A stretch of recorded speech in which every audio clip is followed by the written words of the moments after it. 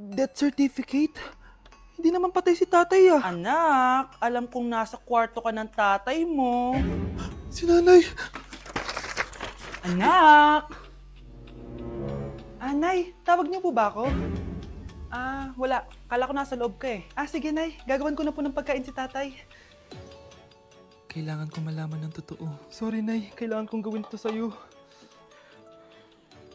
Nay, eto na po pala yung pagkain ni tatay. Ginawan din po pala kita. Buti naman naisip mo pa ako. Thank you anak ha. Welcome nay. Mahal, kain na tayo. Gumana yung plano ko. Kailangan ko na humingi ng tulong. Ang galing mo din, Scarlett, no? Pero mas magaling ako. Nay, hindi ka nahimatay? Anong akala mo sa akin? Tanga? Inamoy ko yung pagkain na binigay mo sa akin. At kaamoy niya yung lason na nilalagay ko sa pagkain ng tatay mo. Ang sama mo, Nay! Well, kailangan ko ang pera ng tatay mo. Inasawa ko lang naman yan kasi mayaman siya. Ipapakulong kita sa ginawa mo kay tatay. Sa tingin mo, maniniwala sa'yo ang mga pulis? May CCTV tayo sa bahay. Kitang-kita dyan na ikaw ang gumagawa ng pagkain ng tatay mo. Kanina pa nasa kulang mga pulis. At naririnig nila lahat ng sinasabi mo. Mga pulis? Nasaan na siya? Nakakatakot! Matalino ako, Scarlett. Alam kong gagawin mo yan. Binayaran ko ang mga pulis para din nila kulihin. Pera-pera lang. Walang iya ka talaga, Nay! Sumama ka na sa akin. Itali nyo na yan. At siguraduhin yung hindi makakatakas yan. Ano? Itatali? Hindi! Shh, Scarlett. Itatakas kita, ha? Alam ko lahat ng baho ng nanay mo. Tita? Scarlett, may kausap ka ba? Nandiyan na si nanay. Bilisan mo. Paparating na siya. Bibilisan ko na. Shh, Scarlett. Itatakas kita, ha? Scarlett, may kausap ka ba? Nandiyan na si nanay. Bilisan mo. Paparating na siya. Bibilisan ko na. Scarlett! Scarlett! May kausap ka ba? Huwag kang maingay dyan, ha? Scarlett, tara na. Tara na, tita. Tita, buti na lang dumating ka. Hindi ko na kaya mga pinagagawa ni nanay. Hi, Scarlett. Nay! Napakahayop mo, Susan! Oo, hayop ako. At least madaming pera. Huwag kang mag-alala. Hindi kita sasaktan. Ha? Hindi ko na din kaya mga pinagagawa sa akin ni Susan. At ikaw, Scarlett, ipapakain ko sa'yo yung lason na binigay mo sa akin. Nay, wag po! Halika. Isubo mo tong lason.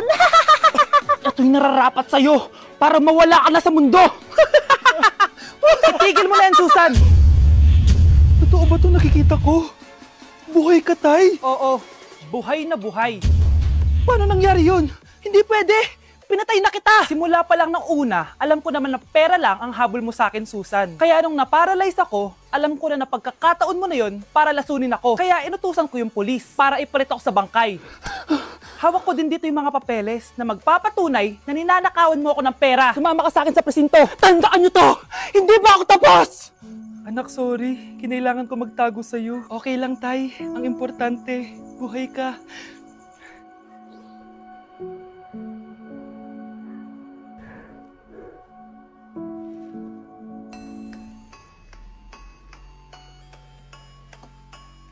Hi, Bes! Oh, Bes, kamusta ka naman? Okay lang. Bes, may charger ka ba neto? Lobat na kasi ako eh. Ay, sorry Bes, wala ko ng charger niyan. Iba na kasi charger neto eh. Tara Bes, picture tayo pang my day. Ay, dito na lang Bes, malinaw camera neto. Syempre bago. Oo na Bes, ikaw na naka-iPhone 16. Gusto mo din ba ng iPhone 16 Bes? Pwes, sumali ka na sa 33 Multi-Millionaires Dance Challenge para may chance ka na manalo ng iPhone 16. Everyone can join Color Game. On your phone, it's so fun to play. Winner got a Color Game. On the go, there's always a game. One click away, got a lot. So lucky day, so lucky day. Winner got a Color Game. Wishes come true if you play. Madali lang pala, Bes. Sige, sasali na ako. Hala, iba na section ko. Saan yung section 1? Ba't napunta ako dito? Ito na ba yung section 1? Good afternoon, everyone, especially to all of the panelists, advisors, and especially to our co-researchers who attend this virtual conversation. So, good afternoon, everyone. Namamatay ng dahil sa iyo, ma'am. Ibig sabihin po nito ay kabayanihan ng mga Pilipino na isinama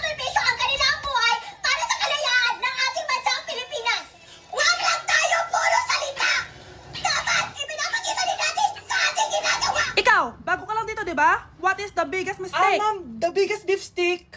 Anong beef steak, ha? Alis na ako dito. Kakagising ko nga lang pala mga mare. Charot lang, kanina pa ako gising. Habang tumatae nga pala ako mga mare, bigla ako may naisip ng pagkakakitaan. Kaya naman nagpahatid na ako mga mare sa malapit na grocery sa amin. Bagong-bago nga pala itong naisip ko mga mare at wala pa nakakagawa nito. Bumili na nga ako ng mga kakailanganin ko mga mare para hindi tayo maubusan ng stocks mamaya. Pagka uwi ko nga, inumpisan ko na agad magluto mga mare. Para naman marami tayong kitain ngayong araw. Wala talagang lugi dito sa small business na naisip ko. Dahil sa isang pack na to, 200 orders na ang magagawa ko dito mga mare. Kakaiba talaga tong fries ko mga mare. Dahil sinigang powder ang nilagay ko dito mga mare. Ito nga pala yung 70 pesos mga mare. Sobrang sulit na talaga. Sa sobrang mura nga nito mga mare, nanganganib pa ako malugi. Pero hindi na importante yun mga mare, basta marami tayong customers. Nakakatakam nga tong sinigang fries natin mga mare, for sure dadayuhin to. Hindi na talaga nakapaghintay ang mga customers natin mga mare. Kita nyo naman sa mga mukha ng mga customers natin mga mare na masaya sila. Sobrang nagustuhan nga nila yung sinigang fries natin mga mare. Babalik-balikan daw nila to. Ang saya pala kumita mga mare, lalo na't galing sa dugot pawis.